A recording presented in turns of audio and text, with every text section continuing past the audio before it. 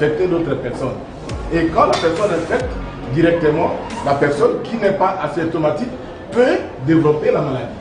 Grâce au matériel scientifique de haute technologie acquis sur fond du PEC-PSU, projet pour l'éducation de qualité pour l'enseignement au niveau secondaire et universitaire, dans les tout prochains jours, l'Institut supérieur pédagogique de la Gombe convie tous les membres du personnel académique, scientifique, administratif, technique et ouvrier, ainsi que les étudiants à un dépistage afin de permettre à ces derniers de connaître leur état sérologique sur le coronavirus. Déclaration de Madame la directrice générale de l'Institut supérieur pédagogique de la Gombe, la professeure Emilienne Akonga Edumbe, au cours de la conférence débat organisée en partenariat avec Saffron Utah University des États-Unis d'Amérique. Ce qui est plus intéressant encore après la conférence, c'est cette possibilité que nous avons de tester toute la communauté de l'ISP Gombe dans nos laboratoires. Nous avons acquis de matériel de pointe du projet PEC-PSU et le chef de département vient de nous dire qu'une des machines peut nous aider justement à faire des tests de Covid. C'est que l'INRB est en train de faire là. L'ISP Gombe peut l'organiser aujourd'hui, mais avec l'appui du gouvernement, avec l'appui de la commission qui peut nous doter de certains réactifs pour pouvoir le faire. Et ça sera une très bonne chose pour toute notre communauté. À en croire la directrice générale, les projets de dépistage et la sensibilisation tous azimuts menés auprès des étudiants et agents s'inscrivent totalement au schéma de la lutte contre la Covid-19 dans le milieu académique congolais tel que préconisé vivement par le ministre de l'Enseignement supérieur et universitaire Thomas Loha Kalosenjola. Je pense que vous-même vous avez suivi le conférencier et même les interventions de plusieurs participants.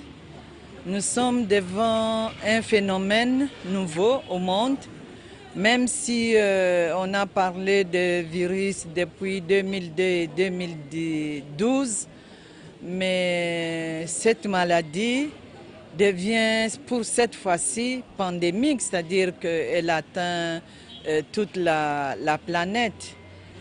Nous avons pensé avec le secrétaire général académique, soutenir l'initiative du département de biologie et techniques appliquées de tenir cette conférence pour informer nos étudiants, informer toute notre communauté de cette maladie, des dangers que nous courons nous tous en ne respectant pas les mesures barrières.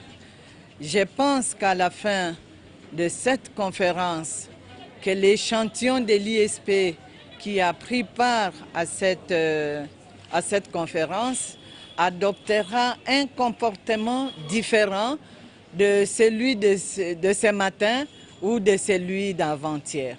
Donc il était important d'organiser, d'écouter, d'informer la communauté de l'ISP Gombe.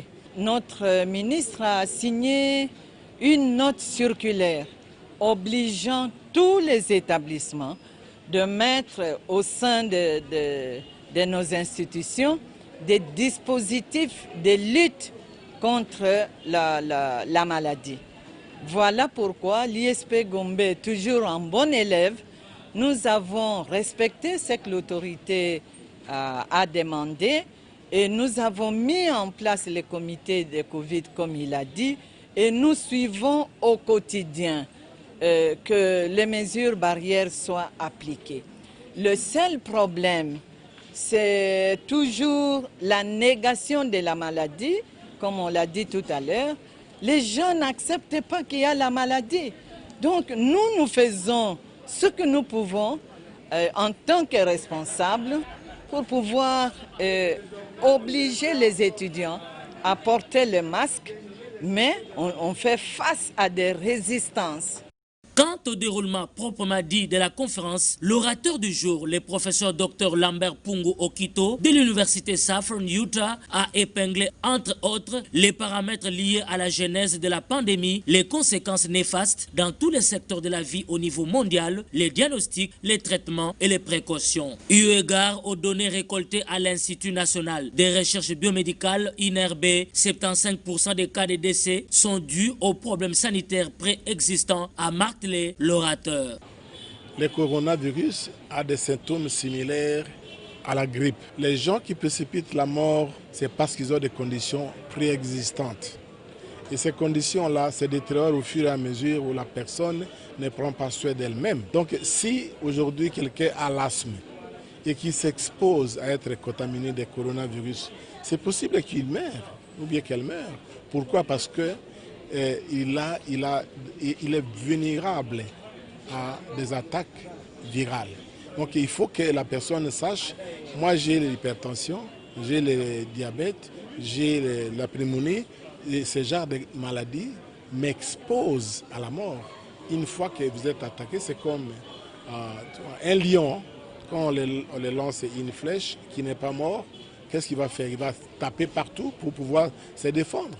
Donc le virus, quand une fois il est attaqué, qu'il ne voit pas comment, il va tout faire pour descendre la personne, parce qu'il doit gagner. Pathologie suscitée par la chauve-souris en 2002 et déclarée pandémique en 2019, la maladie de coronavirus affecte plus les poumons de l'être humain. Pour se sauver et sauver d'autres vies humaines, le virologue et chercheur Lambert Pungu Okito a exhorté les membres de la communauté universitaire à renforcer davantage l'observance des mesures hygiéniques et gestes barrières, car cette pandémie qui nous guette demeure jusque-là dépourvue d'une thérapeutique appropriée reconnue à l'Organisation mondiale de la santé OMS, a-t-il déclaré.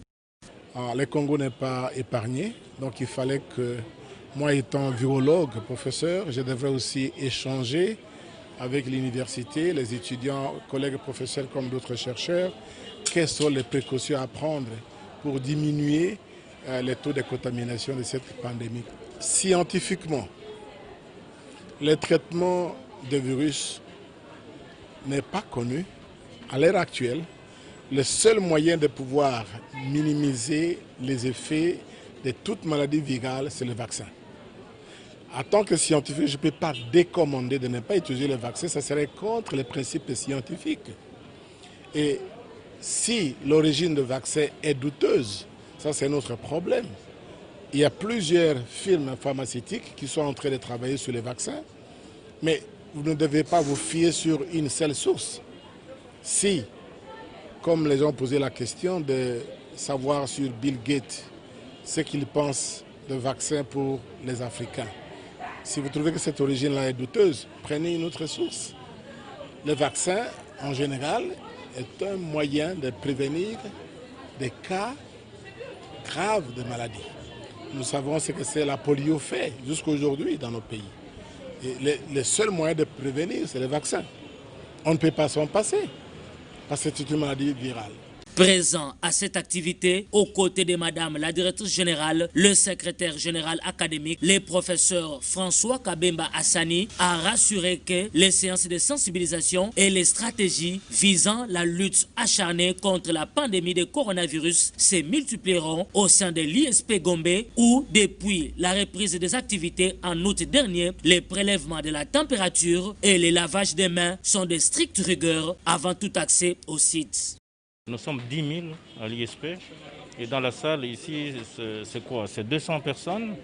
À ce moment-là, vous pouvez vous-même faire la soustraction de ce qui reste.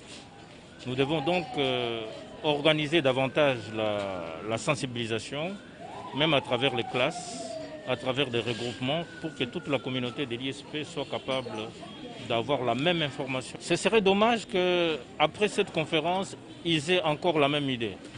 Je peux comprendre qu'avant la conférence, ils aient eu à douter. Mais maintenant qu'on a toutes ces preuves, que ce n'est pas aujourd'hui que ça a commencé, il y a eu des étapes préalables.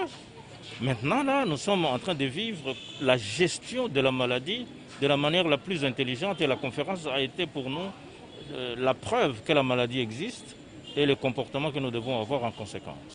Placée sous le thème Covid-19, quel avenir pour la santé en RDC? Cette conférence débat a été initiée par le département de biologie et techniques appliquées BTA. Elle s'est tenue le mardi 8 septembre 2020 en la salle de la bibliothèque centrale de l'Institut supérieur pédagogique de la Gombe sous la modération du professeur Émile Etou-Mangele, président du comité Covid-19 et chef du département de biologie et techniques appliquées.